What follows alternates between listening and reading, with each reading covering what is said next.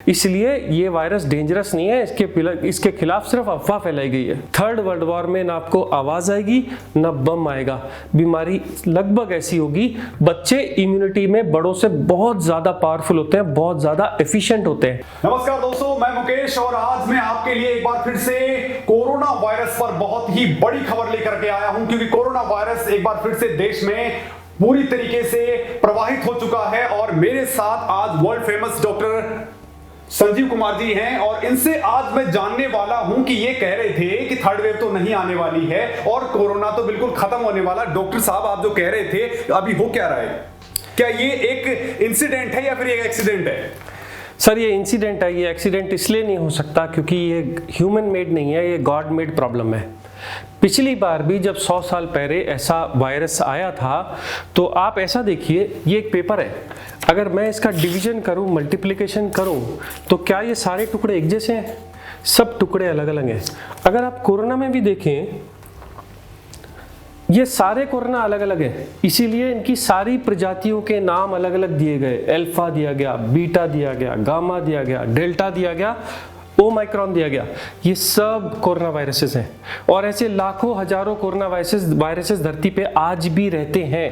ये खत्म नहीं हुए हैं, पर इनके खत्म होने का सिलसिला शुरू हो गया है।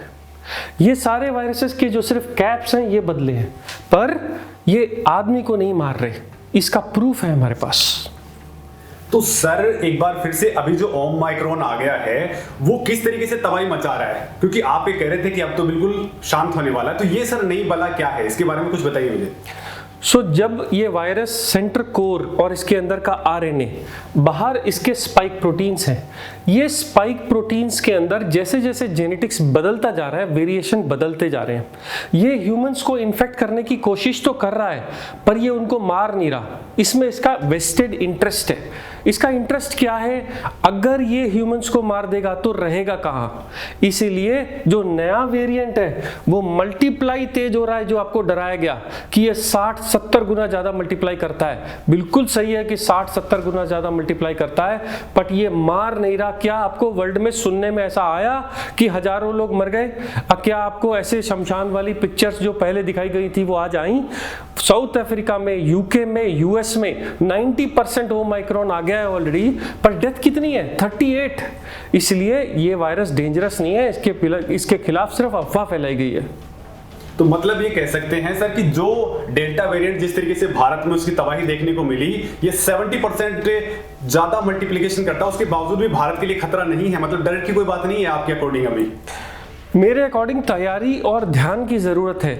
अगर हम ये जानते हैं कि ये वायरस तेज मल्टीप्लाई होगा, तो आप सोचो, लास्ट टाइम जब ये वर्ल्ड से हमारे इंडिया में आया था तो लोगों ने कहा था चाइना से इंडिया में नहीं आ सकता। आज आप देखो, हमारे को बॉर्डर्स में ऑलरेडी पता था कि ये ओमाइक्रॉन बन गया है और हम इनको बॉर्डर से रोक नहीं पाए। ये 70 गुना तेज मल्टीप्लाई करने का मतलब है आप हैंड वॉश करो, मास्क लगाओ, घर को बंद कर दो, सील कर दो, टेप लगा दो, तो भी ये घुस जाएगा।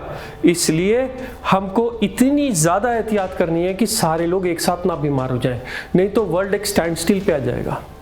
सर, कुछ दिन पहले अपने डेथ से पहले हमारे सीडीएस जनरल विपिन रावत ने कहा था कि कोरोना जिस तरीके से चाइना से आया, ऐसे बायो वेपन्स तैयार हो रहे हैं और बायोलॉजिकल हमले होने वाले हैं। तो वास्तव में मान लिया जाए कि ओमिक्रॉन अभी जो नया आया है, क्या वो भी ऐसा ही कुछ मामला है? और ये आखिर भला क्या कुछ है? 2 साल पहले हमको ये बात सुनने को मिली कि चाइना से एक वायरस लीक होकर के, जो लेबोरेटरी सेक्शन से लीक होकर के सारे वर्ल्ड में फैल गया और उसके वेरिएंट्स आने लगे। क्या ऐसे पुराने वायरस रखे जाते हैं? जिनेवा के अंदर और कई हिस्सों में देश में स्मॉल पॉक्स का जब इरेडिकेशन किया गया तो उसके कुछ कण इन्होंने अपने पास संभाल के रख लिए, जबकि ये बहुत बड़ा खतरे की निशानी थी। इसको 2 तरह से उन्होंने एक्सप्लेन किया। अगर दोबारा स्मॉल पॉक्स फैला तो उसका इलाज करने के लिए हमारे पास नेचुरल वायरस को स्टोर करने के लिए रखना पड़ेगा। ऐसी रिसर्चेस को बड़े ध्यान से रखा जाता है, जैसे चाइना में भी एक लेबोरेटरी में रखा गया था। अब ये गलती थी कि यह बदमाशी थी, पर यह वायरस फैल गया। ऐसा एक वायरस नहीं है, पहले जो वर्ल्ड वॉर हुआ था उसके ऊपर बंदूक से लड़ाई की गई थी, सेकेंड वर्ल्ड वॉर के ऊपर बम और इतनी तबाहियां की गई थी, थर्ड वर्ल्ड वॉर में ना आपको आवाज आएगी ना बम आएगा, बीमारी लगभग ऐसी होगी। पर क्योंकि वर्ल्ड नेशंस सारे मिलकर के इसको प्रिवेंट करने को लगे हैं, ऐसे वायरसेस हैं जरूर पर अभी तक लीक नहीं हुए हैं। तो मतलब भारत इससे बच सकता है। अब सर ये जो ओमिक्रॉन अभी आया है, तो अभी ओमिक्रॉन को लेकर के भी ये भी चीजें कही जा रही हैं कि बहुत खतरनाक है, तो वो खतरनाक किस लेवल पे है भारत के अंदर? क्योंकि सर मामला ये है कि अगर वेस्टर्न कंट्रीज की बात करें वहां जनसंख्या बहुत कम है, भारत की तो सर एकदम अगर फैलेगा उस लेवल पे तो बहुत बड़ी तबाही आ सकती है फिर से। सर फैलेगा ये बात सही है, तबाही आ सकती है ये बात सही नहीं है। आप ये ग्राफ देखिए, ये ग्रीन कलर के सारे डेल्टा के हैं और ये जो नीचे है पर्पल कलर ये सारा का सारा ओमाइक्रॉन है। आप देखते जाइए, कुछ टाइम पहले तक नवंबर में सारा का सारा डेल्टा था और मौतें ज्यादा थी, पर जैसे जैसे डेल्टा को कवर करते करते ओमाइक्रॉन बढ़ता चला गया और डेल्टा खत्म होता चला गया, क्योंकि डेल्टा वायरस वीक है ओमाइक्रॉन के मुकाबले, पर आदमी से लड़ने के लिए नहीं, अपनी मल्टीप्लिकेशन के लिए। तो जो भ्रम WHO ने यह फैलाया कि this is a virus of concern, इसमें यह कहना चाहिए था कि इट मल्टीप्लाइज फास्टर, ये फैलता जल्दी है। आपने बिल्कुल सही सवाल पूछा, हजारों करोड़ों की तादाद की जो हमारी हिंदुस्तान की पॉपुलेशन है, अगर इसमें भी ऐसा फैला तो क्या होगा? कुछ भी नहीं होगा। ये बीमारी सिर्फ 5 दिन की है, पहली वाली बीमारी 14 दिन की थी, ये बीमारी 5 दिन की है। ये बीमारी में लंग्स को इफेक्ट नहीं होता। आपको गलत बताया गया, ओमाइक्रॉन से डेथ इसलिए नहीं हो सकती कि वो फेफड़ा खराब ही नहीं करता। अगर फेफड़ा खराब नहीं करेगा तो ऑक्सीजन डाउन नहीं होगी, ऑक्सीजन डाउन नहीं होगी तो वेंटिलेटर की जरूरत नहीं पड़ेगी। तो जुकाम बुखार वाला ये वायरस जो अब आया है मल्टीप्लाई जरूर करेगा, मारेगा नहीं। तो सर इसका मतलब तो ये कहा जा सकता है कि ये वास्तव में फायदेमंद सी बात है। तो ये जो बच्चे हैं सर, अब बच्चों में सब जाहिर सी बात है, इनके लिए सर वैक्सीन भी नहीं है फिलहाल, और इनके लिए वेंटिलेटर्स की अगर मैं बात करूं तो सर वेंटिलेटर तो बच्चों के लिए अगर मैं किसी सिटी के अंदर बात करूं तो 8-10 होते हैं। तो फिर अगर उनके लिए अगर ये नुकसानप्रद अगर बन सकता है तो कैसे हम लोग इससे निपटेंगे? बच्चों के ऊपर हमारे पास बहुत सारे डर और पेरेंट्स बहुत खौफ खाते थे कि बच्चों का क्या होगा। हम लोगों के पास 18 साल से नीचे का कोई भी रिजल्ट अभी तक नहीं था, बट यूएस ने अपनी वैक्सीन को 5 साल के बच्चों तक ट्राई किया और उन्होंने उसको बिल्कुल सेफ पाया। दूसरा डर का भारत था कि वैक्सीन से क्या बच्चों की ब्रेन डेवलपमेंट में कुछ नुकसान होता है। वो भी ऑलरेडी डेटा आ चुका है कि वो वैक्सीन से बच्चों के ब्रेन में कोई भी नुकसान नहीं हो रहा है। तीसरा, फर्स्ट और सेकंड वेव में आप और हम लोगों ने देखा कि बच्चे वेंटिलेटर पे नहीं गए, इन्फेक्शन नहीं हुआ। हालांकि कुछ देशों में कुछ हद तक एडमिशंस बढ़े, कुछ बच्चों को इन्फेक्शन हुआ भी, क्योंकि हम ऑलरेडी साउथ अफ्रीका की एक स्टोरी, मेरे दोस्त ने फोन किया था कि हम लोगों ने डर के मारे बहुत सारे ओमाइक्रॉन के लोगों को जिनको आइडेंटिफाई किया उनको हॉस्पिटल में एडमिट किया। 20% तक हॉस्पिटल के बेड्स भरे, 80% तक बेड्स नहीं भरे। इन सब लोग 5 दिन के अंदर ऑटोमेटिक ठीक हो गए और किसी को भी वेंटिलेटर की ज्यादा जरूरत नहीं पड़ी। अक्रॉस द वर्ल्ड सिर्फ 38 डेथ्स हुई, जबकि पॉपुलेशन आबादी ओमाइक्रॉन से अफेक्टेड 50,000 से ज्यादा थी। और वो कौन थे 38? वो लोग थे जिन्होंने वैक्सीन नहीं लगवाई थी, पहली बार कोरोना से इनकाउंटर हो रहा था, इसलिए वो लोग ज्यादा बीमार हो गए। बच्चे इम्यूनिटी में बड़ों से बहुत ज्यादा पावरफुल होते हैं, बहुत ज्यादा एफिशिएंट होते हैं। चांस की बच्चों को वेंटिलेटर आने वाली स्थिति बहुत कम है।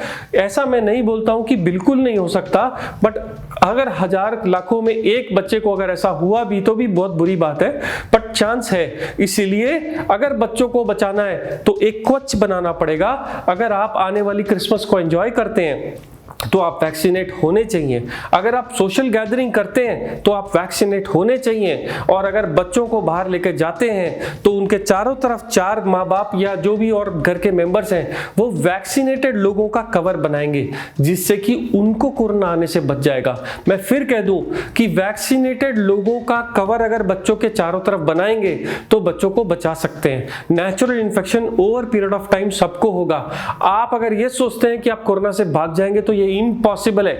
आपको कोरोना वायरस आएगा जरूर, बहुत माइल्ड आएगा, होकर के इम्यूनिटी बन जाएगी और ठीक हो जाएंगे। तो मतलब सर अभी वैक्सीन को लेकर के जो आपने बातचीत करी, अब सर एक बड़ा मामला है सर, ये जो आपने बताई सर बड़ी अच्छी बातें लग रही हैं। लेकिन अब सर अगर एक आप नेक्स्ट स्लाइड में आप दिखाएंगे, सर ये एक कंपनी का ग्राफ है सर, फाइजर का, और ऐसे सर ग्राफ हर जगह है। इंडिया वाली कंपनियों के भी, वैक्सीन कंपनियों के ग्राफ कुछ इसी तरीके के हैं कि उनका फायदा 3 से 4 गुना हर साल होने लग गया। और बड़ी बात ये सर, वो लोग अभी ये कह रहे थे कुछ दिन पहले जो रिपोर्ट्स आई थी उसके मुताबिक कि अब ये कांस्टेंट कमाई बनी रहनी चाहिए। तो मतलब सर माफिया सक्रिय है, और शायद मुझे लगता है कि जो डर फैलाया जा रहा है अभी, कहीं वो तो नहीं है कि उनकी कांस्टेंट कमाई बनी रहे। आप सही भी हैं और गलत भी हैं। आप कोरोना टाइम्स में देखिए, कुछ बिजनेस बिल्कुल डूब गए और कुछ बिजनेस इतने ज्यादा चले, जैसे कि मास्क वाले, सैनिटाइजर्स वाले, आप सब लोग जानते हैं। तो आपने देखा ये सारे कंपनियों के ग्राफ डबल हो गए 2 साल के अंदर। कोरोना आए को कितना टाइम हुआ? 2-3 साल ही हुए। 2-3 साल के अंदर आपका बिजनेस डबल हो गया। पुराने जमाने में मानते थे कि सफल बिजनेस 5 साल में डबल होना चाहिए। आज की तारीख में 2 साल में डबल होने का मतलब ये है कि these are things needed. Vaccine आज की जरूरत है, मास्क आज की जरूरत है। हाँ, इसको ब्लैक और इसको माफिया, इसको अननेसेसरी इसका प्राइस ओवर बढ़ाना या इसके शेयर मार्केट बढ़ाना, मैं इसके खिलाफ हूं। मैं बस ये जानता हूं कि ये चीजों की जरूरत, इनकी डिमांड ज्यादा होने की वजह से इनकी कंपनियां ज्यादा प्रॉफिट कमा रही हैं। पर क्या ये प्योर माफिया है? मैं ये नहीं मानता। ये अपनी तैयारी कर रही हैं आने वाले पैंडेमिक को रोकने के लिए। बट सर, आप जैसे आपके जो भाई बंद हैं डॉक्टर साहब, जिनको एक आम आदमी भगवान मानता है, लेकिन सर जैसे उनके पास में पहुंचते हैं, उन्होंने देश के अंदर मास्क अनिवार्य करवा दिए हर जगह पे, चाहे हो सकता है उसके साइड इफेक्ट्स बहुत सारे आते हों। उन्होंने सैनिटाइजर जगह जगह, और सर बहुत सारे लोग तो पी भी गए, ताकि हो सकता है पेट में मर जाए और उसकी वजह मर भी गए। ऐसे सर बहुत सारे ऐसे माफिया सक्रिय हो चुके हैं और देश की इकोनॉमी को उन्होंने बट्टे खाते लगा दिए। और सर ओमिक्रॉन का भी वही सीन बना हुआ है कि इकोनॉमी एकदम से एक बार हिलने लग गई है। तो सर ऐसा मानते हैं कि आपकी जो कम्युनिटी है, डॉक्टर्स कम्युनिटी, क्या उसको समझने की दरकार नहीं है? सर बहुत सारा डर और खौफ, बहुत जैसे ही ओमिक्रॉन आया तो क्या मैं नहीं डरा था? एक आईसीयू से मुझे कॉल आया था नीचे कि एक पेशेंट मर रहा है, जल्दी आ जाइए। मैं कार्डियो रेस्क्यू टीम के मेंबर था, तो मैं जाकर के उस पेशेंट को सीपीआर करने लगा, और जैसे ही पंप करने लगा थोड़ी देर बाद देखा कोई मेरी मदद करने को नहीं आया। जब मैंने देखा तो वो कोरोना का पॉजिटिव पेशेंट था जो अफ्रीका से आया था, और सब लोग उसको हाथ लगाने से या कुछ भी करने से डर रहे थे। डरा मैं भी, पर मरा नहीं। क्यों? क्योंकि मुझे विश्वास था कि मैं सही कर रहा हूं। आप ये देखिए, कुछ डर की वजह से, कुछ गलत नॉलेज की वजह से, कुछ हाफ नॉलेज की वजह से बहुत सारे लोगों ने बहुत सारा नुकसान उठाया और बहुत सारे लोग मर भी गए। क्या हम लोगों ने एज डॉक्टर्स या एज डॉक्टर कम्युनिटी या हम सब लोग जिन्होंने एक दूसरे की मदद करी, क्या हम रियली जान बचा पाए? अगर कोरोना नाम ना बोला जाता तो क्या लोग इससे ज़्यादा मरते? मेरा ख्याल है डॉक्टर कम्युनिटी को या हेल्थ केयर को या एनलार्ज हॉस्पिटल की सारी सर्विसेज को या enlarge health services of world एक साथ अगर मैं जोड़ लूं, तो हम लोगों ने मदद करी ऑक्सीजन देने में, हम लोगों ने मदद करी प्रिवेंशन में, बट ट्रीटमेंट में बहुत ज़्यादा खास हमारे पास था नहीं।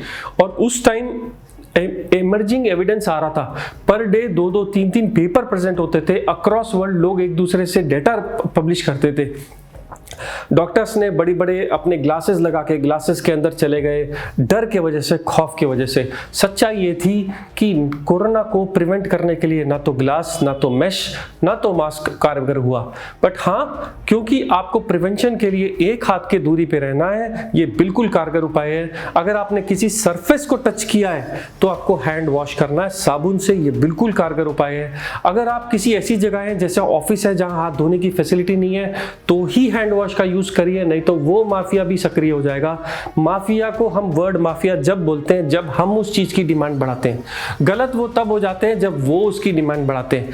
इस वक्त ओमिक्रॉन के नाम पे जो वैक्सीन निकाली जा रही हैं और बताई जा रही हैं कि हम ज्यादा इफेक्टिव हैं, मैं उनको माफिया मानता हूं। मैं उन कंपनियों को माफिया मानता हूं जो दिन रात मल्टीप्लाई करके रातों रात वैक्सीन बढ़ाई जा रही हैं, जबकि हमको ये बताया गया है कि 100 करोड़ हिंदुस्तानी वैक्सीनेट हो चुके हैं। तो फिर वो वैक्सीन किन के लिए? क्या थर्ड डोज के लिए या एक्सपोर्ट करने के लिए? मैं नहीं जानता ये बात, बट अभी भी कई सारी वैक्सीन का प्रोडक्शन चलता जा रहा है और बढ़ता जा रहा है। तो इसको डिमांड में लाने के लिए लोग इस सब वर्ड्स का इस्तेमाल करेंगे, पर आपको रास्ता नहीं खोना है, आपको इनके बातों में आकर के उलझना नहीं है, परेशान नहीं होना है, डर नहीं खाना है, क्योंकि वैक्सीन के अलावा हमारे पास इसका कोई और इलाज नहीं है। कोई भी वैक्सीन एक से दूसरे से बेहतर नहीं है। अगर सरकार आपको फ्री में वैक्सीन दे रही है तो बिल्कुल जायज है, आप उसको लीजिए। कुछ लोग वैक्सीन से डरते हैं। सर डरते इसलिए हैं क्योंकि बहुत सारे लोगों को सर एक्चुअली में हुआ क्या कि वैक्सीन लगवाई और सेकंड डे उनको हार्ट, किडनी और बाकी लंग से रिलेटेड प्रॉब्लम्स बढ़ गई हैं। ऐसे बहुत सारे केसेस हैं, तो सर वो क्यों होने लग गया? एक बात तो सबसे पहले मैं ये सोचता था क्या ये कोइंसिडेंटल है, क्योंकि अब हिंदुस्तान में पर डे 10,000 लोग मरते थे, कुछ एक्सीडेंट के साथ, कभी कुछ किसके साथ। एक छोटा सा एक वाकया हुआ जब एक पेशेंट को कोरोना होने के बाद एक दिन के बाद डेथ हो गई, सब लोगों ने ये मान लिया ये कोरोना की वजह से। मुझे लगा कि इसमें कुछ सच्चाई होगी शायद, या हो सकता कुछ भी सच्चाई ना हो।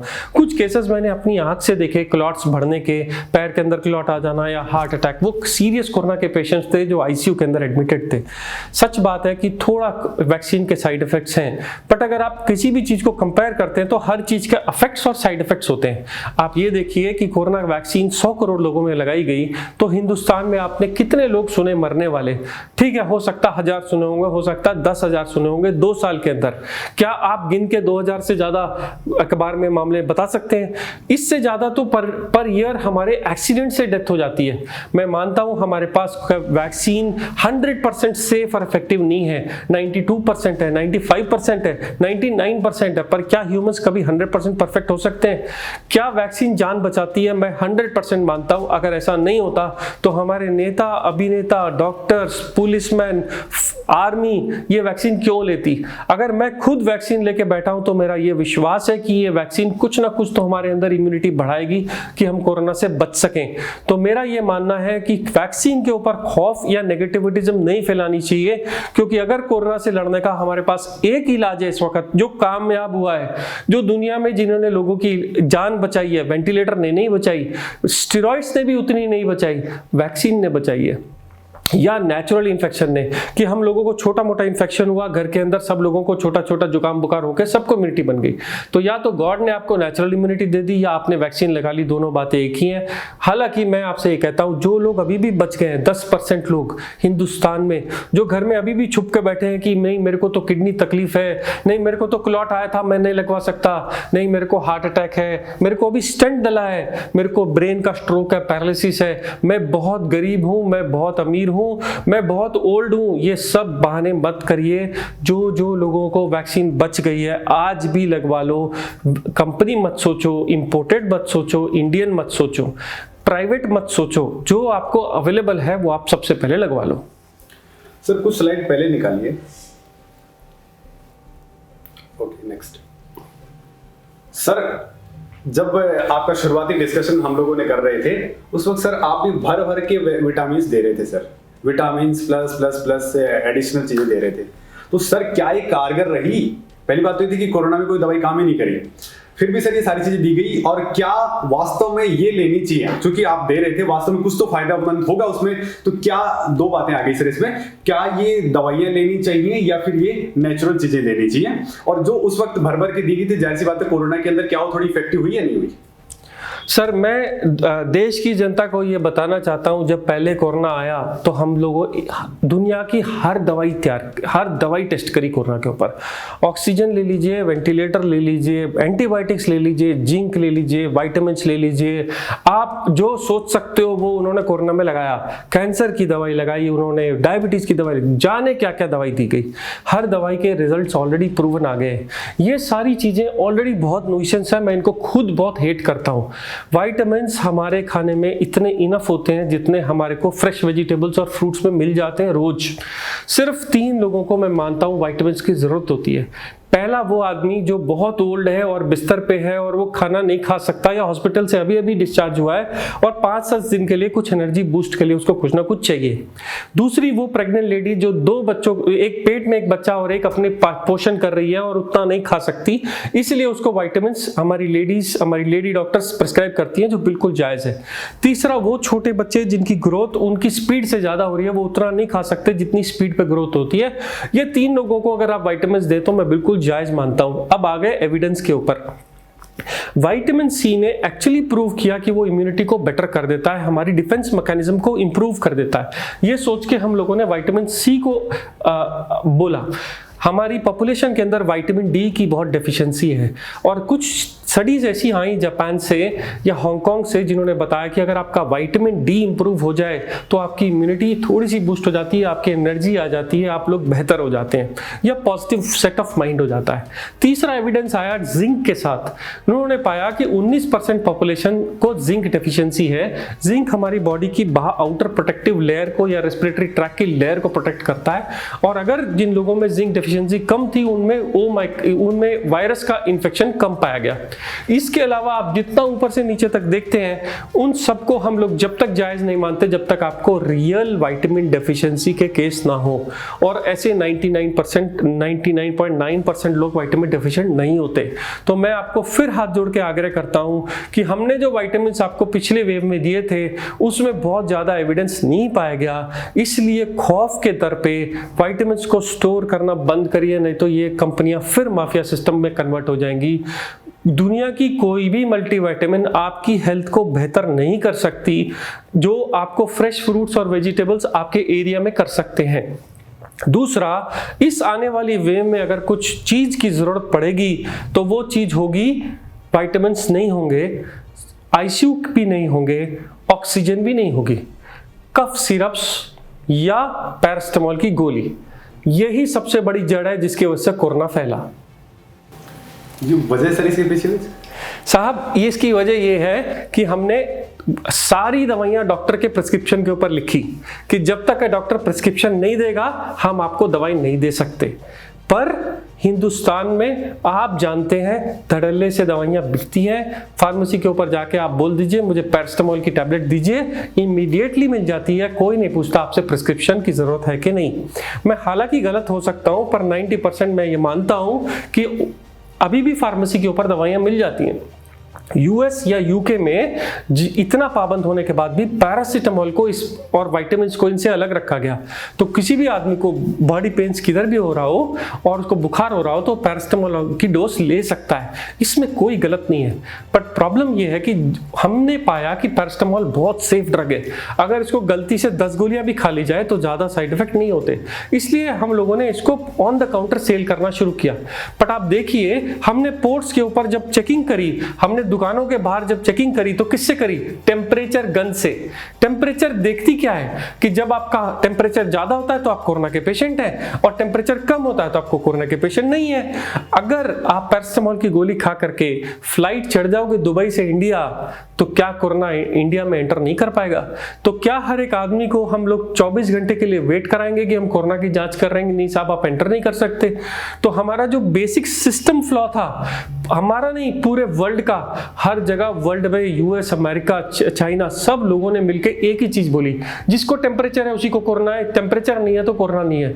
एक ये लॉ गलत था। दूसरा, अगर मुझे टेम्परेचर था भी तो भी मैंने पैरासिटामोल की गोली खाई और मेरे को जब छुट्टियां थी मैंने टिकट कैंसिल नहीं करा के मैं अपने घर वापस आ गया। मेरा यह आग्रह है आपसे कि अगर आपको टेम्परेचर हो तो आपको अपनी टिकट कैंसिल करानी चाहिए, आपको सेल्फ आइसोलेट होना चाहिए। अगर किसी फ्रंट पे हम लोग हारे, वो फ्रंट था सेल्फ आइसोलेशन। अगर एक आदमी ये नहीं सोचता कि मेरी टिकट ज्यादा जरूरी है कि मेरे देश ज्यादा जरूरी है तो शायद ये कम स्पीड से फैलता। हमें जरूरत नहीं है कि पुलिस आपको चेक करे या पुलिस आपको डंडा मार के रोके और आपसे कहे कि नहीं आप इस जगह से इस जगह क्रॉस नहीं कर सकते। हम लोगों को इस बार सेल्फ आइसोलेट और सेल्फ लॉकडाउन की तैयारी करनी है। हमको प्रशासन या शासन ये ना बताए कि आपको क्या है। कोरोना का इनफ एविडेंस वर्ल्ड में है। आप जानते हो कि अगर आपको बुखार हो गया है तो लोग खुद जाके कोरोना का टेस्ट कराते हैं, तो क्यों खुद जाके आइसोलेट नहीं होते? क्योंकि ये सिर्फ आपका घर नहीं, आप अपना घर नहीं, आप अपना देश बचा रहे हैं, तो आपका अपना वर्ल्ड बचा रहे हैं, आप ह्यूमैनिटी बचा रहे हैं। टाइम है कि अगर आप में किसी को भी जुकाम, बुखार या ऐसा कोई भी फीचर आए जो कि इससे ऊपर रहे, आप मान के चलिए कि वो कोरोना हो सकता है और इस ओमाइक्रॉन वेरिएंट का आइसोलेशन पीरियड सिर्फ 5 दिन रहेगा। अच्छा सर, एक हम देखा हमने कि जापान के अंदर लोगों के मरने की तादाद, चाहे वो फर्स्ट वीक, सेकंड वीक और थर्ड वीक किसी की बात करें, तो वहां पर ज्यादा नहीं रहा, वो लोग ज्यादा सेफ रहे बाकी कंपेयर टू अदर कंट्रीज। तो सर घरों में ऐसा क्या उन लोगों ने करा कि वो सेफ रहे? क्या कुछ रीजंस थे इसके पीछे? सर, जापानीज लोग के बारे में एक बहुत अच्छी चीज़ ये है कि वो बहुत नियम के, कानून के पक्के हैं। दूसरा, वो एक दूसरे की रिस्पेक्ट इतनी ज़्यादा करते हैं और जो भी बात बोल दी जाए उसको पत्थर की लकीर की तरह मानते हैं। प्रोबेबली उनके देश में ऐसा राज रहा कि जहाँ पे क्वेश्चंस ज़्यादा नहीं उठाए गए। कुछ सालों पहले जब उनको, आपने देखा जापानीज लोगों ने कभी भी वेस्टर्न कल्चर को नहीं अपनाया। आप कभी भी जापानीज लोगों को उनके ट्रेडिशनल फूड और उनके ट्रेडिशनल कपड़ों में देखेंगे। उनके नेचुरल वैल्यूज़ ऑलरेडी बहुत प्रिजर्व्ड है। हालांकि हमारे देश में भी है, बट हमारे देश में अंग्रेजों का राज होने की वजह से कुछ पेनिट्रेशन हुआ। जापानीज के अंदर कल्चर को आज भी जिंदा रखा गया है। अगर आप नहीं माने तो जाकर के गूगल करिए कि जापानीज लोग कोरोना आने से पहले भी मास्क लगाते थे। हमारे घर में जब हम घर से बाहर निकलते हैं तो पर्स लेके जाते हैं, बाहर चाबी लेके जाते हैं, सामान लेके जाते हैं, पैसे लेके जाते हैं। क्या कोरोना से पहले आप में से किसी ने भी मास्क लेके गए थे घर से बाहर? और जापानीज लोगों ने इसको कल्चर के लिए अपना लिया। हो सकता है पहले उनको 100 साल पहले जब कोई ऐसा इन्फेक्शन आया हो, उनके कल्चर ने इसको अपना लिया हो और उनका जो आइसोलेशन का तरीका है, जबकि उनके यहाँ बहुत ओवर क्राउडिंग है, उनका आइसोलेशन का या बात मानने का तरीका बहुत परफेक्ट है। शायद ये रीजन है, या उनकी नेचुरल इम्यूनिटी उनकी रीजन है, या ऊपर वाला उनको प्रोटेक्ट कर रहा है। पर ये तो पक्का देखा गया कि जापानीज लोग के अंदर कोरोना के मरने का खतरा बहुत कम था। सर, एक तो बात हो गई हॉस्पिटल्स की। हॉस्पिटल में फिलहाल आप क्या कुछ तैयारियां कर रहे हैं? तो हॉस्पिटल में अभी क्या कुछ प्लानिंग्स हो रही हैं? क्योंकि ओमिक्रॉन आ गया है, पूरे माहौल बना हुआ है दिल्ली के अंदर, या प्रधानमंत्री वगैरह मीटिंग्स ले रहे हैं, तो अभी प्रेजेंट में वास्तव में आप लोग क्या तैयारी कर रहे हैं हॉस्पिटल में? सर, जितनी पॉपुलेशन है और जितनी स्पीड से इन्फेक्शन होगा, ये वेव जल्दी आकर और जल्दी चली जाएगी। मेरा ये मानना है कि जनवरी एंड और फरवरी के आसपास कुछ क्लस्टर ऑफ केसेस बढ़ेंगे सडनली, क्योंकि जो लोग अनवैक्सीनेटेड रह गए हैं उनको हॉस्पिटल की ज़रूरत रहेगी। इसलिए हमारे को हॉस्पिटल को तैयार करना, रिफॉर्म करना, ये हमारी जिम्मेदारी है। मैं आपको डरा इसलिए नहीं रहा हूँ कि हॉस्पिटल की एडमिशन रेट कम होगी, क्योंकि हमने ये चीज़ ऑलरेडी साउथ अफ्रीका से सीख ली है। पूरी वेव आने के बाद भी 80% हॉस्पिटल के बेड साउथ अफ्रीका के खाली थे। साउथ अफ्रीका में डेथ रेट नहीं बढ़ा, साउथ अफ्रीका में वेंटिलेटर की जरूरत नहीं बढ़ी। हजारों डॉक्टर्स ने यूट्यूब पे वीडियो बना के साउथ अफ्रीका से भेजा और बताया कि ये वायरस डेडली नहीं है, पर फिर भी हम आईसीयू, हम इंजेक्शंस, हम वेंटिलेटर्स की तैयारी कर रहे हैं। किस लिए तक कर रहे हैं कि अगर आपकी ज़रूरत हो तो, क्योंकि हम जानते हैं कि वेंटिलेटर जाने के बाद भी रिस्क बहुत ज़्यादा है और लोगों को जान बचने का खतरा कम होता है। बट हमारे हिंदुस्तानी सेंटिमेंट्स ये है कि जब तक कोशिश करें एक आदमी की जान बचाई जाए। इसलिए हॉस्पिटल के अंदर ऑक्सीजन, हॉस्पिटल के अंदर वेंटिलेटर बेड्स की ज़रूरत, सबकी चीज़ें हम लोग अरेंज कर रहे हैं। हालांकि मैं मानता हूं इसकी ज़रूरत नहीं होगी। लेकिन सर, मैं तो ये कहूँगा कि जो आप बताते रहते हैं अक्सर, क्या इसमें चाय पीना ठीक रह जाएगा, पानी पीना ठीक रह जाएगा, या फिर घरों में जैसा आपने पहली बार भी बताया था कि आप ऑक्सीमीटर से चेक कर लीजिए, समथिंग सारी चीज़ें हैं, क्या इनमें अभी ऐसा कुछ जुगाड़ घर पे रखने की ज़रूरत है, या फिर घर पे क्या कुछ करें कि ये जो डर वाला जो माहौल है वो बिल्कुल फना हो जाए? ठीक है साहब, तो अगर आप घर में हैं और अगर आपको ऐसा लगता है कि मुझे जुकाम या गला खराब या खिचखिच हो रही है या बॉडी गर्म हो रही है, थोड़ी वीकनेस आ रही है, क्या ही कोरोना है, क्या मैं भागूं बाहर टेस्ट कराऊं? आप बाहर गए तो आप 10 लोगों को इन्फेक्ट कर दोगे, 10 और परिवार बीमार हो जाएंगे। हम जानते हैं कोरोना से लोग नहीं मर रहे। आप घर में एक अलग कमरा आइसोलेट कर लीजिए। पुराने बात की तरह अपना बाथरूम अगर हो सके तो अलग कर लीजिए। किसी वजह से बाथरूम अलग नहीं हो सकता तो 5 मिनट के लिए दोनों को डिफरेंस रखिए। एक टाइमर रख लीजिए कि अगर आपने बाथरूम यूज किया तो एक नॉर्मल आदमी ना करे। जो लोग कोरोना से पीड़ित हैं वो जब दूसरे लोगों के कांटेक्ट में आए तो याद रखें कि आपको मास्क जरूर लगाना है। आपको जितनी बार भी किसी चीज को टच करें तो आपको हैंड वॉश जरूर करना है। आइसोलेशन में मैं कुछ और चीजें रिकमेंड करता हूं। मैं रिकमेंड करता हूं कि आप अपना टेम्परेचर जरूर देखते रहिए। पिछली वेव में हमने कहा था बहुत सारे ब्लड टेस्ट लिख दिए थे, जबकि हम ये जानते थे कि बहुत सारे ब्लड टेस्ट भी बहुत कारगर नहीं रहे। अकेला अगर आपको फीवर है और वो ठीक नहीं हो रहा तो ये खतरे की निशानी है। एक बच्चा जो खाना खाना छोड़ दिया, एक एडल्ट जो खाना खाना छोड़ दिया, उसको रोज 102 फीवर आ रहा है, बात करना बंद कर दिया, ये सिक पेशेंट्स हैं। ये पेशेंट्स को वेंटिलेटर आईसीयू की जरूरत पड़ेगी। इनको जल्दी हॉस्पिटल लेके जाइए, नहीं तो डॉक्टर ये कहेगा कि आपने लेट कर दिया। इसीलिए पल्स ऑक्सीमीटर आपके पास होना चाहिए, टेम्परेचर मेजरमेंट्स आपके पास होना चाहिए, मास्क आपके पास होना चाहिए।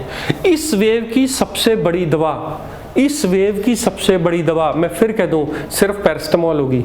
लॉ ये है कि बुखार आने नहीं देना। आपको बुखार आते ही आप 2 से 3 बार पैरासिटामोल ले सकते हैं, जो on the counter easily available है और बहुत चीप है। 10 रुपए से लेकर के 1 पैसे की भी गोली आती है। क्या उसमें कोई फर्क है? मैं नहीं मानता। मेरा मानना है कि पैरासिटामोल की गोली ही सिर्फ इसका इलाज है इस वेव का, क्योंकि हमने जितनी बार भी इस वायरस को बंदूक से मारने की कोशिश करी तो वो पलट के हमारे पास 3 गुना आया। तो बेसिकली इससे खौफ ना खाइए, इसकी आंख में आंख डाल के बोलिए कि मैं आपको हरा सकता हूं। पैरासिटामोल की गोली का यूज करिए। वार्म फ्लू फूड्स, जरूरी नहीं है कि आप काढ़ा ही, आपके घर में चाय पत्ती, आपके घर में कॉफी, आपके घर में गर्म पानी, आपके घर में नमक वाला पानी, जो भी चीजें आप यूज करेंगे it will be beneficial. So warm foods will help you, चाहे वो सिर्फ गर्म पानी क्यों ना हो। नमक वाला पानी, चाय का पानी, कॉफ़ी, ब्लैक कॉफ़ी, ये सारे काढ़े थोड़ा सा आपको वार्म रखते हैं। ये इलाज तो नहीं है बट आपको कंफर्टिंग होते हैं। अगर आप यहाँ देखिए हाइड्रेशन, ये बहुत ज़रूरी है। आप अगर हार्ट और किडनी पेशेंट नहीं है तो आप अपने आप को अच्छा हाइड्रेटेड, अच्छा पानी से, लिक्विड डाइट अच्छा लीजिए। और last but not the least, आपको ताजे फल, ताजी सब्जी, ताजे के ऊपर ध्यान रखना है। ये टाइम पे विटामिन्स के ऊपर नहीं कूदना है, आपको सिर्फ पैरासिटामोल। दूसरी चीज़ बोलता हूँ कि ये इन्फेक्शन सिर्फ यहाँ तक रहता है, नीचे लंग्स तक नहीं जाता, सिर्फ यहाँ तक रहता है।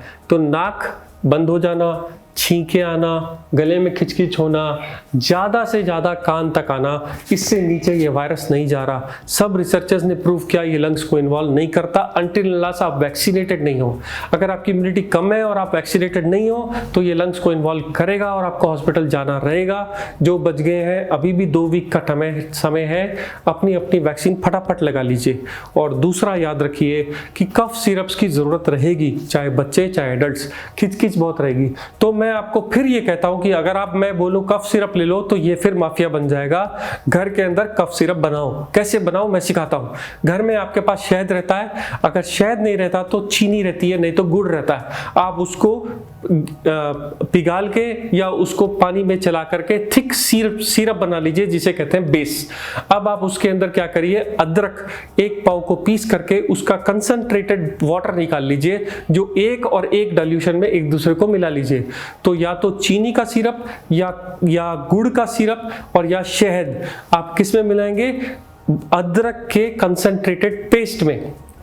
अदरक को सिर्फ मिक्सी में पीस करके उसका पानी निकाल लेना है। ये इक्वल क्वांटिटी में जब आप मिलाएंगे तो इसके साथ आप काली मिर्च भी डाल सकते हैं। इसे कहते हैं natural cough syrup. 90% Ayurvedic cough syrup का यही कंसंट्रेशन, यही कंपोजिशन है। थोड़े बहुत और मिले हुए चीजें रहती हैं, बट अगर आपके पास नेचुरल कफ सिरप चाहिए और घर में बनाना है और लॉकडाउन लग गया और आप बाहर नहीं जा सकते तो इसको जरूर ट्राई करेगा। ये दादी माँ के नुस्खे हैं पुराने जमाने के और ये बड़े कारगर होते हैं और आपको गर्म रखते हैं। बहुत बहुत धन्यवाद सर, आपने काफी सारी इंफॉर्मेशन हमारे साथ में शेयर करी। तो दोस्तों आप लोग भी ये तमाम बातें जो डॉक्टर साहब ने आप लोगों को बताई हैं उनको आप शेयर करिए, साथ ही इनको ज्यादा से ज्यादा लोगों तक स्प्रेड करिए। धन्यवाद, धन्यवाद सर।